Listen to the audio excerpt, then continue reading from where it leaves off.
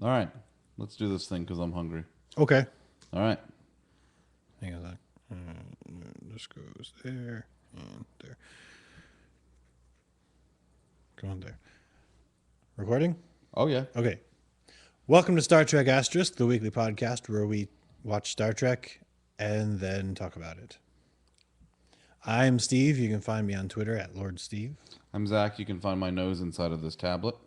And today we watched 3 episodes from Star Trek Next Generation Season 2, Loud as a Whisper, The Schizoid Man, and Unnatural Selection. Yes.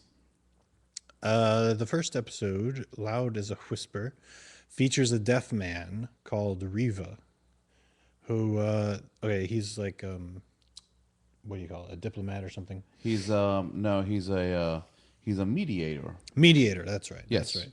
And he was called upon to mediate the terms of peace agreement Between these two factions. Yeah, and they beam him aboard, and it turns out he's completely deaf, and he speaks through these 3 people who he calls his chorus. And actually, they beam down to him when they find that out. That's what Yes. happens. He communicates with them telepathically, and one of them represents his passion. One of them represents. His libido. Well, that's the passion. That's the guy. passion. One of them represents his Creativity and art. yeah, and then one of them represents his wisdom and balance and all that. Yeah. So apparently he needs 3 people to translate for him Yes. for whatever reason, because he's so great that he cannot be contained within one person. Anyway, Or whatever. yeah. So we will see that his pride will become his downfall, though. Anyway, moving on. They beam him aboard, and he takes an immediate liking to Troy. His passion guy is the one that keeps on talking when Riva is talking to Troy because he likes her so much. And He wants a piece of that Troy action. yeah, pretty much. When they get settled and they're on their way to this meeting, he asks Troy to show him to his room. And, he lays it on pretty thick and tries to get into Troy's boob suit. Oh, the boob suit. I'm a big fan. Yeah. And let's see what happens then. They get a transmission from the. Well, at the same time, Riva and Geordi have a moment where Geordi, like Riva says, "What's this thing?" And Geordi's visor, and Geordi says it helps him to see, which is like the same as his chorus helping him to talk and hear. And later on, Geordi is talking to Polanski, and they, bring up the possibility of giving him real eyes. And he says, well, I don't know. It's just, I like my visor. It's a part of me now, really. And this will be a common recurring theme in Geordi's sort of arc throughout the whole series, even in the movies, where he likes who he is, and that's it. Yep. So anyway, back to the main story. They get a transmission from the people who are supposed to be talking peace, Right. and don't they shoot on them or something? Yeah, they start to fire again. Yeah. And so the one calls bitching about the other one starting to fire, and the other ones are like, "Hey, no, they started it first," and real Hatfield McCoy bullshit. Yeah. And so Riva's like, "All right, you guys calm the fuck down. We're coming down." So they go down and they start to get things set up for these talks. So the one faction comes in and they're all skittish, you know.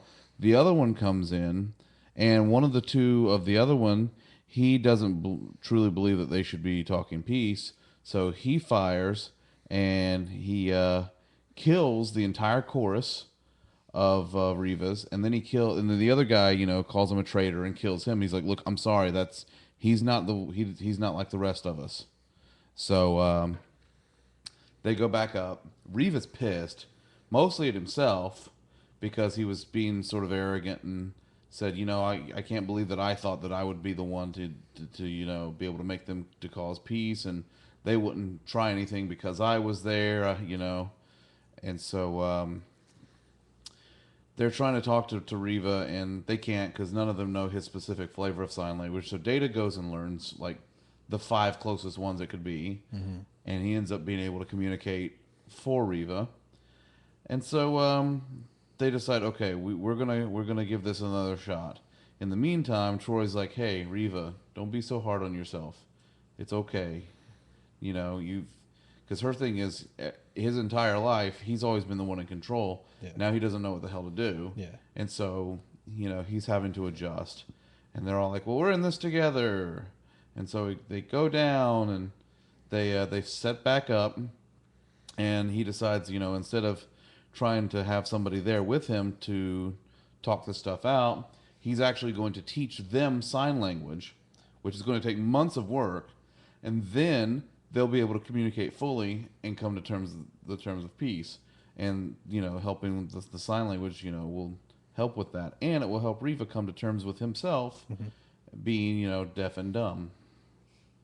Well, do we know if he's actually dumb? Well, he never speaks. He never speaks, yeah, but I just assume that's because he doesn't want to sound dumb. Uh, Anyway, Heyo. this is a pretty interesting episode. I thought it was neat. Yeah. Yeah, it's a pretty interesting story that Riva brings to the table, and I like how Data comes into play. Yeah, it's interesting to see Data, you know, offer up to learn in order to help with the communication aspect. We've got a anyway, yeah, we got a couple of Data episodes here. Well, one real Data episode, and then two where Data kind of plays a big role. So I think we can call season 2 the year of Data. Yeah, that's fair. Especially after the last set we went through. Yeah. You know, the whole Sherlock Holmes Right, bit. right. Yeah. Yeah, so that was. What do you think? Thumbs up on this one? I'd say so. Yeah, I liked it. I thought it was a good episode. Yes, good. And I like the solution that came to also. I do too. I thought that was clever, and it kind of helps everybody out because, um, you know, Riva comes to he's able to come to terms with himself, sort of, you know, living in his own skin Yeah. without the help of others, and it's a good solution to help the two warring factions to develop the patience that they need in order to come to peace. Yeah, definitely. So I think it was very, very well done. In near the beginning when they were talking about why they were at war, they Riva came to the conclusion that they're at war. They've been at war for so long that it's now just become personal, Right. and they can only come to peace with a personal solution. And this is a personal solution. They have to learn together in order to communicate with Riva. And that was awesome. So the next episode is the Schizoid Man, and this features Dr. Ira Graves. Yes. He is a specialist in cybernetic technology, and he has sent out a distress call. Also, he's old as balls. Yes. We should preface with that because they were talking about that. Yeah. He is old, really old as balls. This is the week of old as balls. Do we remember why there was a distress call? Yes. Why? Why He was that? his assistant sent out the distress call Okay. because he'd been acting weird. He'd been feeling sick lately. He Got didn't you. want to do it. He didn't want to deal with anybody, especially doctors. He hates doctors. Hmm. But his assistant sent out the distress call, and so that someone would come and see about him and see what was going on. Um, so our crew arrives, and we have a Vulcan medical officer with us today, which is actually nice and refreshing. Yeah. And they, after looking him over, they determine that he has like the final stage of this degenerate disease, Hmm. and he's about to die.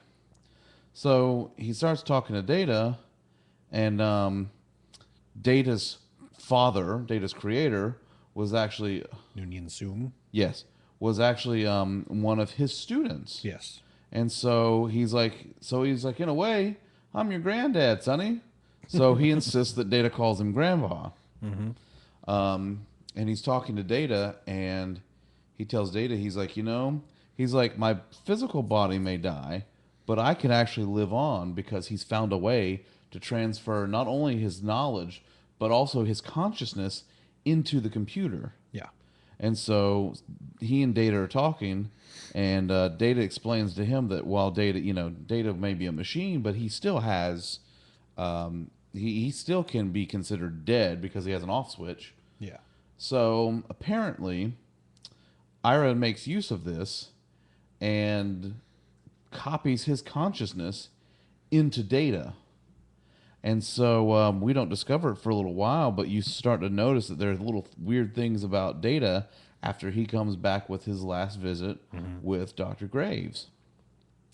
Um, and then it really starts to make itself evident because, again, Dr. Graves dies shortly after, Right. and they're having the memorial service for him before they send him off. And Data goes into this really long, eloquent speech about him, Yeah. about Right. someone Right. he just met, using phrases and wording that Data would never use, Right. you know, and so that happens. He goes back up to the bridge, and he's Wesley starts talking to him about his speech, and he makes some crack about Wesley's childlike mind not being able to understand, and so they're all starting to get a little suspicious. So then Picard brings Dr. Graves' assistant up on the bridge and is showing her around, letting her explore the ship. And we notice that Data starts to get really jealous Yeah. because he claims that Picard's not just interested in her on a purely professional level. At this point, we realize that Dr. Graves' consciousness has been transferred to Data, Hmm. and it's overriding Data's personality. Right. Well, the Data, or Dr. Graves, whatever, Data Graves goes up to 10 forward where his assistant is and starts talking to her. And then she realizes, oh my God, it's Dr. Graves. And, he tells her all this stuff about how he's always thought she was beautiful, was always attracted to her. And then says, hey, we could be, we could be together forever like this. I could transfer your consciousness into an android body, and then you would never age. And she's like, that's terrible. I don't want that. I want to be able to live my life. Yeah. I want to live life and die just like anyone else would. And so he gets jaded. He gets mad, and he goes up to engineering. Picard comes after him. Picard tries to talk sense into him, and he says, I don't think you want to come up here where I am. Picard goes up, and Geordi's there unconscious. And he's like, I told you didn't want to come up here. So they start to talk, and Picard's trying to talk sense into him. He's like, look, your Data is in there. He said, you're in Data's body. This is his consciousness. He has a life form all of his own. Who are you to usurp the rights of another, living creature? And at that point, he backhands Picard, and then he realizes, oh God, what's going on with He me? doesn't know his own strength. Yeah, he's starting to freak out a little bit. So he finally gets to a point where he's like, this is just not right. So Picard wakes up later, and he's like, where's Data? Where'd he go? So they find Data in his room, laying in the floor, and it looks like he's unconscious. And then they're gathering around him. Jordy gets down and like, Data, wake up. What are you okay? And Data looks around and he goes, how did I get here on the floor in this very unflattering position with all of you looking down at me? And Picard's like, I've heard enough. You're back to your old self. And what happened was Dr. Graves ended up transferring his knowledge, his all of the information that he knew, without his consciousness, back into the Enterprise computer, so that they could have that knowledge. Yeah. Because he realized that what he did was not very ethical. Right. And if I'd have used that some point like 2 semesters ago in college, it would have been worth something. But whatever. Oh well.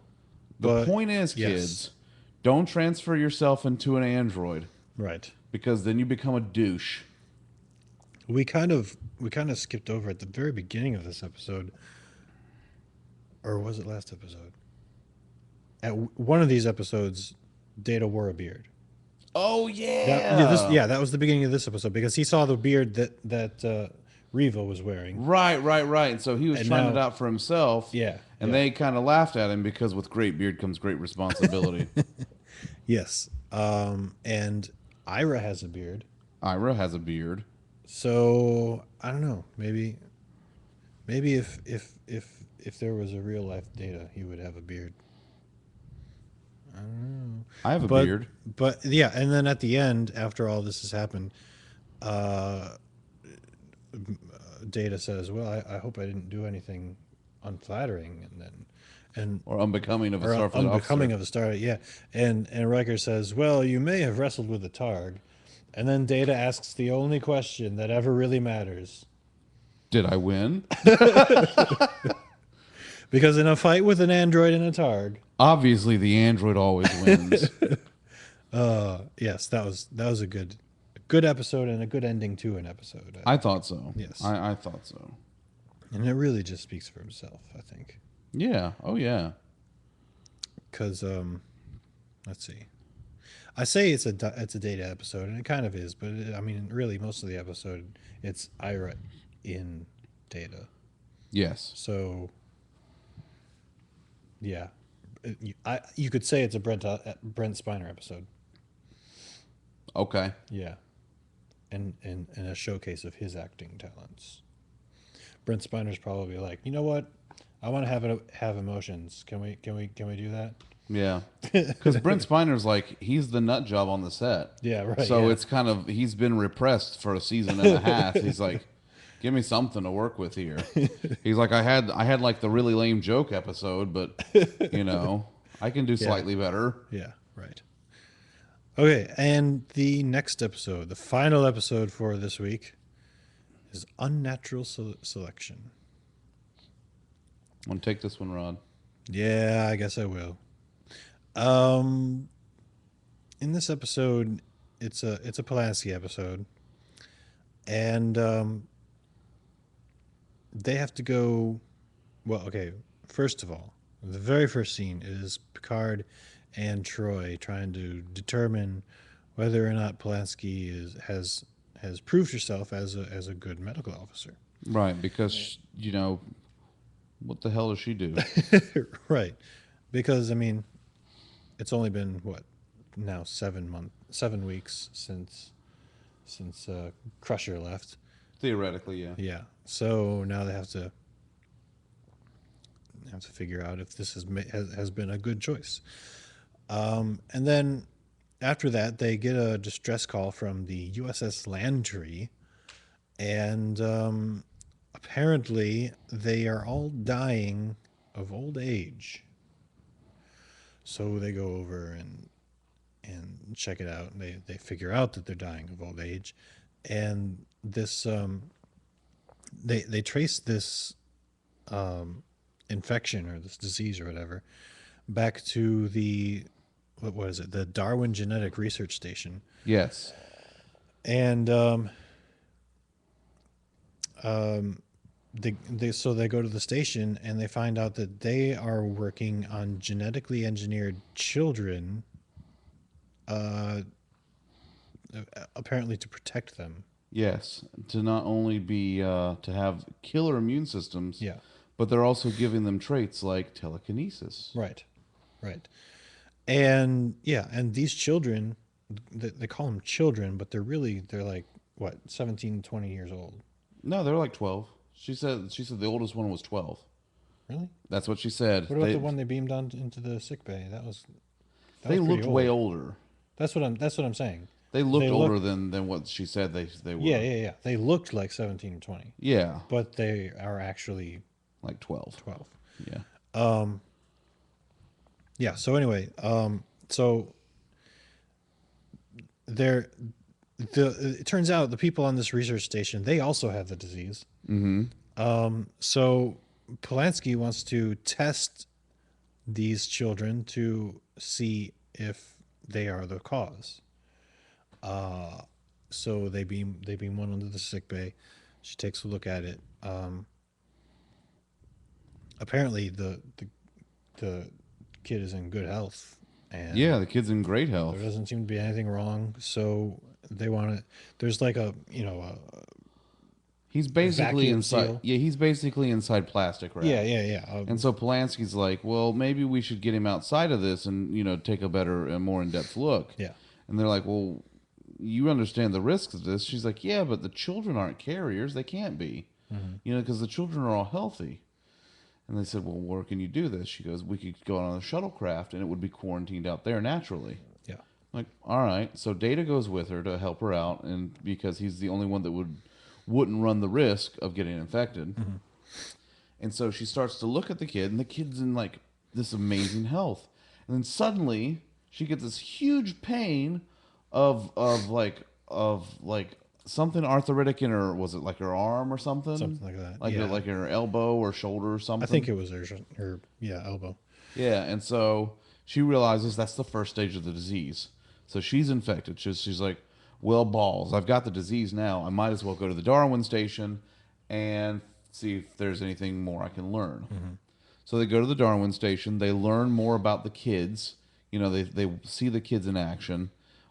They see them using telekinetic powers, and she's sort of like, wow, really? You genetically engineered kids? She's in the scientist there that's in charge of the station. She's like, we didn't engineer them, we created them. And it's like, that's better.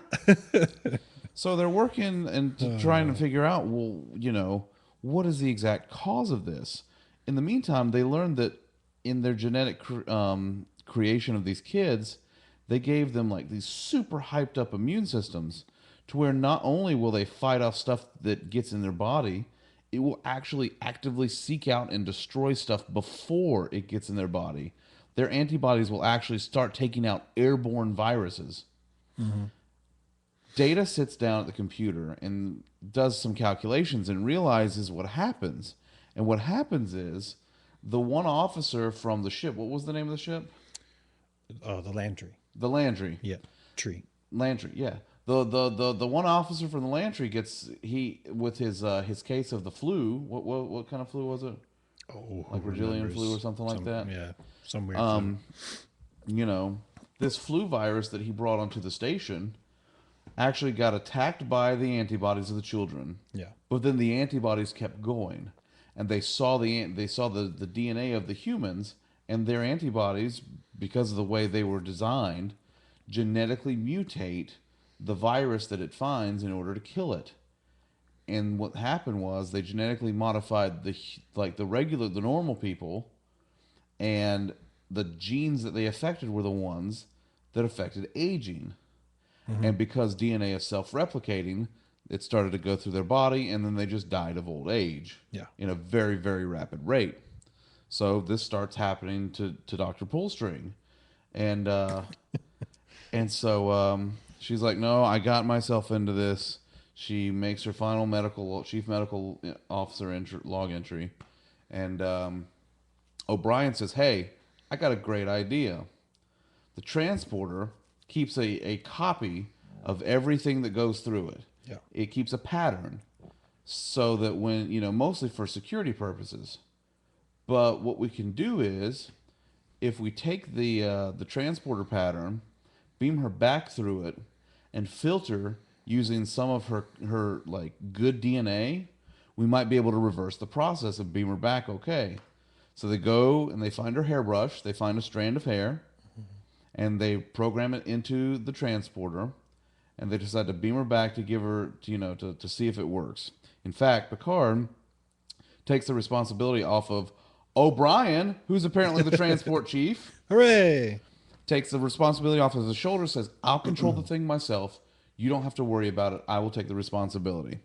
So they start to beam her over. It looks like it's not working. O'Brien makes some adjustments. And then suddenly, Dr. Pullstring! Yay, she's Yay. back. So everybody's happy. Yeah. But she gets back. Everything, she's fine. They use the same process on all the other scientists and bring them all over from the station. Everybody's fine. But unfortunately, because of the condition of the kids have to stay there in exile, and that planet or that station becomes a quarantine zone. They can't go into it.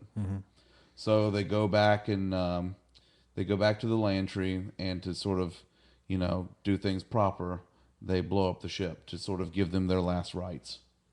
Yep. And that's it. That's our week this week. And I'm just going to go ahead and pretend this episode didn't happen. Yeah. This was a dumb episode. There are 3 reasons. Okay. 1, because it's a Palantir episode. Yeah. Yep. Forget about it.